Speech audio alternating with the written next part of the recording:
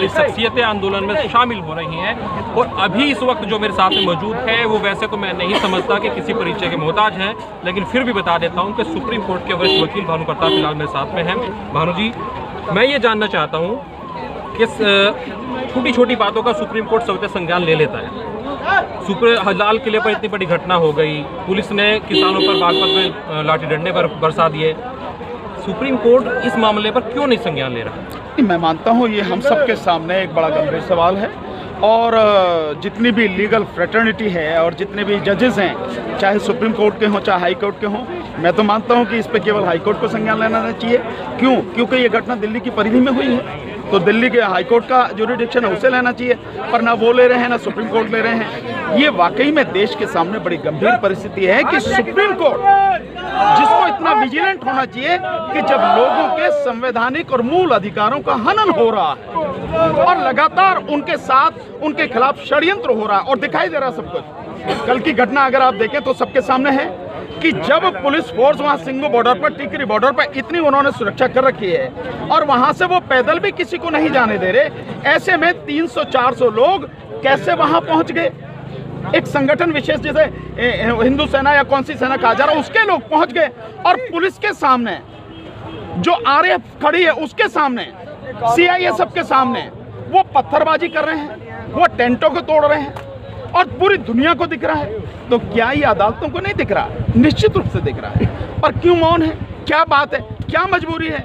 ये समझ के बाहर है और ये मैं समझता हूँ देश के लिए बहुत दुख की बात है जब सरकारें अत्याचार करने से बाज नहीं आ रही, लगातार शासन प्रशासन का दुरुपयोग करके एक संवैधानिक और शांतिपूर्वक आंदोलन को दबाना चाह रही हैं, लोगों की आवाज को दबाना चाह रही हैं। उस सब के बावजूद भी अदालतें शांत बैठी हैं। क्यों? ये सवाल सबके मन में है, इसका जवाब मिलना चाहिए। सवाल सबके मन में, लगातार सवाल उठ रहे हैं। अच्छा, मैं जानना ये चाहता हूँ कि धरना देना, आंदोलन करना सबका अधिकार है, ठीक है ना? कि यूपी की अगर मैं बात करूँ, फिलहाल मैं यूपी की सीमा में हूँ, तो यहाँ पर गन्ने का भाव जब से बीजेपी सरकार है नहीं बढ़ा। सरकार कहती है कि हम आमदनी दोगुनी कर देंगे, फिर कानूनी दाव पेच आ जाता है। आम जनता इस कानूनी दाव पेच को समझ नहीं पाती, कानूनों को नहीं समझ पाई कि सुप्रीम कोर्ट इसमें क्या कर सकता है, सरकार क्या कर सकती है। संक्षिप्त शब्दों में और सरल शब्दों में आपसे जानने की कोशिश करूँगा। देखिए, मैं बहुत सीधी सी बात जानता हूँ, हर कोई समझता है, बिल्कुल साधारण व्यक्ति भी समझता है और किसान समझता है, और हर किसी को और को भी समझ में आना चाहिए कि पिछले 2 साल से देश के गन्ना किसानों का 15,683 करोड़ रुपया मिला नहीं है। एक बहुत साधारण सी बात है, हम लोग रोज उस सब गुजरते हैं। मुझे किसी दुकान से कोई सामान लेना है, मैं उससे कहूंगा सामान दे दे, वो सामान देगा और मैं तुरंत पैसे दूंगा। हर चीज के विषय में देख लीजिए आप, एक कोई चीज नहीं है। पर्टिकुलर गन्ना से बनने वाली जो चीनी है, गुड़ है, शक्कर है, गुड़ शक्कर को छोड़ दीजिए, आप चीनी की बात करिए। चीनी में लेता हूं दुकान से, इधर चीनी ली, उधर मुझे पैसे देने होते। ऐसी क्या मजबूरी है कि सरकार जब किसान अपना गन्ना देने जाता है उसी समय उसका गन्ना तोलने के बाद चेक काट के उसके हाथ में क्यों नहीं दे दिया जाता ताकि वो अगले दिन अपना पैसा निकाल सके? क्या मजबूरी है? दूसरी बात, सरकार जो बड़े बड़े उद्योगपति हैं, इनका लाखों करोड़ का जो उनका कर्जा है, वो भी नहीं, कर्जा माफ कर देती इतनी सी देर में। मोदी जी ने 1,75,000 करोड़ 1,75,000 करोड़ रुपए रिजर्व बैंक से लिए। 1,45,000 करोड़ केवल जो बिजनेसमैनों का कर्जा है उसको माफ करने के लिए बैंकों को दे दिए नहीं दिए? पिछले 6 साल में मोदी जी ने इन चंद उद्योगपतियों का 7,95,000 करोड़ रुपए का कर्जा माफ कर दिया और अभी भी देश के बैंकों का 12.5 लाख करोड़ का कर्जा उन पे बाकी है। इतना 7,95,000 करोड़, तो इतना सही तो है गन्ने का, आप देख नहीं देते आप क्यों? और अभी एक चीज और आप देखें कि सरकार ने अभी कहा कि 6 लाख टन चीनी जो है वो निर्यात करेंगे। अब आप देखिए तमाशा कैसे करती है, ये चीजें सबको समझ में आती हैं। सरकार 6 लाख टन चीनी जो निर्यात करने का जो बिल मालिक हैं उनको उसने परमिशन दे दी और कहा यह जा रहा है कि जो इसको निर्यात करके पैसा आएगा वो सीधा किसानों के खाते में आएगा। यार कैसे आएगा? आप बताइए कि आप निर्यात करने वाले हैं, आप ही का बैंक अकाउंट होगा, आपके पैसा जो आएगा आपके खाते में आएगा, जो लेने वाला आपके खाते में देगा ना, या वो किसानों के खाते में देगा? जब आपके खाते में आएगा तो ये किसानों के खाते में कैसे चला जाएगा, मुझे बताओ ये सरकार जो कहेगी। दूसरा, इन्हीं के लिए, इन्हीं मिल मालिकों के लिए 3,500 करोड़ रुपए का सब्सिडी दी है सरकार ने, और उससे कह रही कि ये सब्सिडी किसानों के खाते में जाएगी। दे रहे हो आप मिल मालिकों को और कह रहे हो कि किसानों के खाते में जाएगी। यार इतने मूर्ख समझ रखे किसान।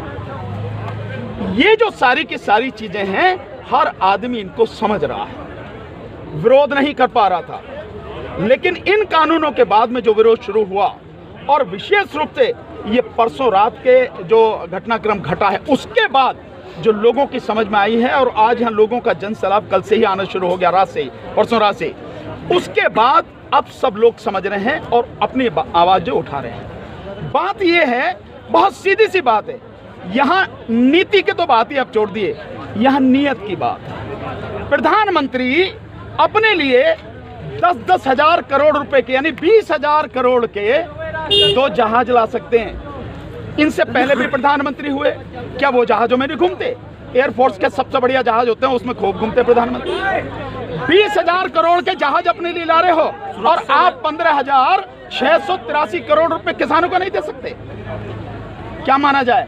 माना यही जाए कि आप किसी भी तरह से किसानों को भरपेट रोटी नहीं देना चाहते, उनका हक नहीं देना चाहते, उन्हें पूरी तरह से तबाह करना चाहते हो, और साथ में सभी मजदूरों को भी तबाह करना चाहते हो। अच्छा, मैं ये जानना चाहता हूँ कि लाल किले पर जो घटना हुई, हमने और आपने देखा, पूरे देश ने देखा, किसानों का एक धड़ा, कुछ संगठनों ने अपना आंदोलन वापस ले लिया, इसमें कानूनी दावपेच क्या है? क्या वहाँ पर कोई झंडा लग सकता है या नहीं लग सकता है? कानून क्या कहता है? देखिए, झंडा किसी भी जो राष्ट्रीय धरोहर है वो अगर सरकार के संरक्षण में है, हमारा राष्ट्रीय ध्वज उस पर लगा है, कोई और झंडा नहीं लग सकता, ये तो है एक बात। लेकिन वो झंडा लगाया कैसे गया है, इन परिस्थितियों को देखो आप, कैसे पहुंचा है। आप अगर दिल्ली को कवर करते हैं या दिल्ली में रहते हैं, मैं पिछले 1987 के बाद से यहाँ लगातार दिल्ली में रह रहा हूँ, तो आप मान लीजिए कि तकरीबन मुझे 33 साल हो गए, 34 साल। मैंने इतने समय में जो नई दिल्ली का वो इलाका है, राष्ट्रपति भवन से लेके और लाल किले का, 15 अगस्त हो और 26 जनवरी हो, वो इलाका 3 दिन पहले पूरी तरह से सील कर दिया जाता है। और जो अभी भी इस तरह की और जो कंफर्मेशन है वो ये है कि लाल किला भारतीय वो आपका आर्कियोलॉजिकल सर्वे ऑफ पुरातत्व विभाग उसके अंडर में होता है, उसके अधिकारी होते हैं, उन्हें भी घुसने नहीं दिया जाता है बिना आइडेंटिटी उनकी चेक करने के बाद। सारा सेना के अंडर में होता है 3 दिन पहले से, जब सील कर दिया जाता है। तो आप ये बताइए कि जब सेना के अंडर में होता है, सीआरपीएफ और ये जो आपकी सीआईएसएफ है, ये सुरक्षा बल वहां पर होते हैं, दिल्ली पुलिस की पूरी जिम्मेदारी होती है। इतने सिक्योर इलाके में जहां परिंदा भी पर नहीं मारता, ये इतने सारे लोग कैसे पहुंचे? और दूसरा, जो लोग पहुंचे हैं उनसे पहले वहां 1000 के लगभग लोग हैं, कैसे पहुंच गए? क्या इसकी गहन जांच नहीं होनी चाहिए? ये माना जाए कि जो आप पूरा टारगेट करके चल रहे हो और सिख समाज को पूरे निशाने पर लेकर जो बीजेपी ये सारा षड्यंत्र रच रही है, जिसने शुरू से कहा कि ये खालिस्तानी है, और फिर कहीं से एक पोस्टर सा लाए दिखा के जंगल में, कहीं वो दिखा दिया ये खालिस्तान का वो है, मीडिया ने जो गोदी मीडिया उसने प्रचार किया, और उसी को बनाते बनाते आगे कि भाई ये खालिस्तानी है, और वही ले जाके झंडा आपने लगा दिया, और जो गोदी मीडिया उसने जो प्रचार किया वो सबके सामने है, और आज सारे के सारे नंगे हो गए। सवाल ये जरूर पूछा जाना चाहिए, कुछ भी और होने से पहले इतनी सिक्योरिटी के बाद इतने लोग पहुंचे कैसे, जहां वहीं पर काम करने वाले भी लोग बिना आई कार्ड चेक किए हुए अंदर नहीं घुस सकते। और वो जो किला है वो किला है, नाम के लिए किला नहीं है, वो किला है, वहां कोई परिंदा भी पर नहीं मार सकता, ये सच है।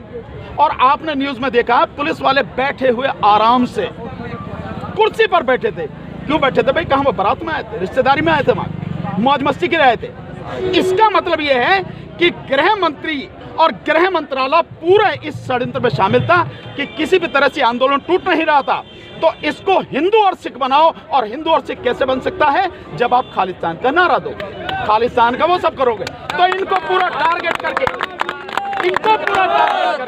इस आंदोलन को बदनाम करो, और फिर जो कार्रवाई ये कर रहे हैं, आपने देखा होगा कल गुंडे किस तरह से जो कार्रवाई कर रहे थे, और परसों यहाँ आए थे, जब यहाँ पे टिकैत साहब और हम सारे लोग थे, 6 बजे तक मैं भी यहीं पे था, तो वो सारे के सारे आए जो बीजेपी के विधायक हैं, मतलब ये इस कदर गुंडागर्दी पुलिस के सामने पैरामिलिट्री फोर्सेस के सामने